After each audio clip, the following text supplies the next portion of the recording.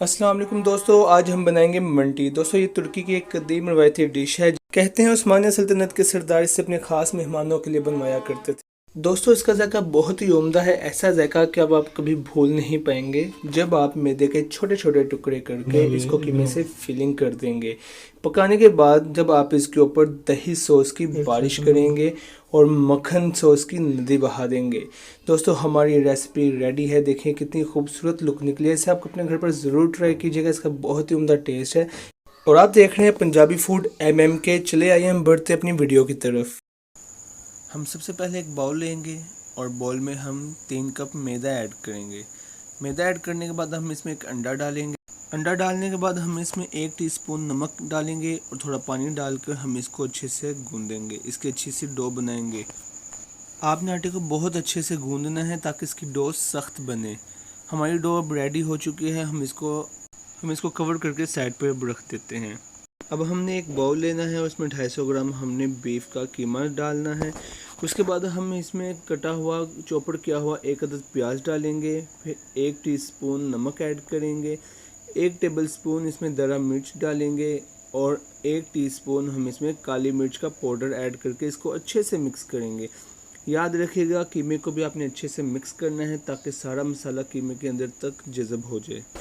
हमारा कीमा रेडी हो चुका है। हमारी डो रेडी हो चुकी थी। अब हम इसको एक दफ़ा दोबारा से गूंदेंगे। इसके लिए मैंने अपनी वाइफ़ की हेल्प ली है। जब भी आपकी रेसिपी बनाएं आप भी अपने हस्बैंड या अपनी वाइफ़ की हेल्प ले सकते हैं। इससे आपका प्यार भी बढ़ेगा। ना भी हेल्प लेनी हो तब भी ज़बरदस्ती उनकी हेल्प लिया करें ताकि आपका रिलेशन मजबूत रहे। हमने जब इसको अच्छे से गूंद लिया है तो हम इसको सेंटर से हाफ़ करेंगे और इस एक पेड़े को हम अच्छे से बेलेंगे। आपने पेड़े को अच्छे से बेलना है ताकि इसका साइज़ इंक्रीज़ हो जाए और ये ज़्यादा मोटा भी ना हो और ज़्यादा बारीक भी ना बने। हमारा पेड़ा रेडी हो चुका है। अब हम इसको कटर की मदद से नीचे से ऊपर की तरफ कटिंग करेंगे और हमें तकरीबन इसकी 4 से 5 लेयर कट करनी है। आपने बड़ी ही खूबसूरती के साथ इसको कटिंग करना है। याद रहे कि लेवल बिल्कुल स्ट्रेट होने चाहिए, दाएं बाएं नहीं कट होना चाहिए वरना इसका साइज़ डिफरेंट आ जाएगा। अब आपने इसको लेफ़्ट से राइट कटिंग करना है, यानी कि इनके छोटे छोटे बॉक्सेस बनाने हैं। हमारे एक पेड़े के सारे बॉक्सेस रेडी हो चुके हैं। अब हम इसके ऊपर कीमे की फिलिंग करेंगे। आपने हर बॉक्स के ऊपर मुनासिब मकदार में कीमा रखना है। हमारे बॉक्सेस रेडी हो चुके हैं। अब हम हर बॉक्स को अच्छे से कवर करेंगे। दोस्तों, अच्छे से ध्यान से देख लीजिएगा आपने किस तरह से इसको कवर करना है। आपने एक कॉर्नर को उठाकर सामने वाले कॉर्नर के साथ उसको मर्ज करना है, फिर तीसरे कॉर्नर को उसके चौथे कॉर्नर के साथ मर्ज करना है। इसी तरह आपने तमाम बॉक्सेस को अच्छे से कवर कर लेना है। हमारे स्प्रिंगल्स रेडी हो चुके हैं। देखिए दोस्तों कितनी खूबसूरत लुक आई है। ये तकरीबन 52 पीसीज हैं 2 पेड़ों के।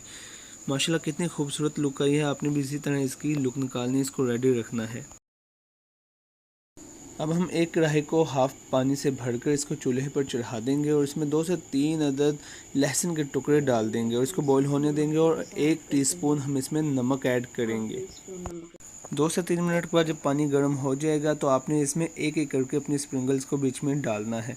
इसी तरह आपने बारी बारी सारे स्प्रिंगल्स इसमें डाल देने हैं और इसको बॉईल होने देना है। आप वैसे इसको स्टीम भी कर सकते हैं, इसको फ्राई भी कर सकते हैं, लेकिन ये बॉईल से इसका जायका ज़्यादा टेस्टी निकलता है। चलते अपने स्टेप नंबर 3 पर हम बनाएंगे दही सॉस, जो कि हमारी मंटी के टेस्ट को दुगना कर देगा। इसके लिए सबसे पहले आपने एक शीशे का बाउल लेना है और इसमें हमने आधा किलो दही लेना है। याद रखिएगा दही बहुत ज़्यादा पतला ना हो। उसके बाद हम इसमें 1 टीस्पून काली मिर्च पाउडर ऐड करेंगे और हाफ़ टी स्पून हम इसमें नमक डालेंगे और इसको हम अच्छे से मिक्स करेंगे। मिक्स करने के दौरान आपने इसमें एक हाफ़ कप से भी कम पानी इसमें डालना है। हम इसमें अपने स्प्रिंगल्स जिसमें हम गर्म कर रहे हैं, हम वही पानी हमने इसमें यूज़ किया है। हमने 15 मिनट के लिए स्प्रिंगल्स को गर्म करने के लिए रख दिया है। हमारे स्प्रिंगल्स तकरीबन गर्म हो चुके हैं। अब हम इसमें से जो हमने लहसुन के टुकड़े डाले थे वो निकाल कर इसको अच्छे से बारीक बारीक कट कर लेंगे। आपने उसको अच्छे से पीस कर दही सॉस में डाल देना है। इसके बाद हम किसी बड़े चम्मच से अपने स्प्रिंगल्स को बाहर निकालेंगे प्लेट में। आपने बड़ी एहतियात से स्प्रिंगल्स को बाहर निकालना है ताकि ये कोई भी स्प्रिंगल पानी में खुल ना जाए, क्योंकि ये हीट हुए होते हैं, ये बॉईल हुए होते हैं, ये थोड़े सॉफ्ट हो चुके होते हैं, इसलिए आपने इसको एहतियात से बाहर निकालना है। देखिए दोस्तों कितनी खूबसूरत लुक आई है। हमारे तमाम स्प्रिंगल्स बॉईल हो चुके हैं और ये पक चुके हैं। अब हम एक छोटे से बर्तन में एक मीडियम साइज़ की मक्खन की टिक्की लेकर उसको गर्म करेंगे। उसके बाद हम इसमें हाफ़ टेबल स्पून गरम मिर्च डालेंगे, इसको अच्छे से पकने देंगे। अब हमारा मक्खन सॉस भी रेडी हो चुका है। अब हम स्प्रिंगल्स के ऊपर पहले दही सॉस की बारिश करेंगे। आपने दही को अच्छे से पूरे स्प्रिंगल्स के ऊपर फैला देना है। इसके बाद हम इसके ऊपर मक्खन सॉस की नदियाँ बहा देंगे।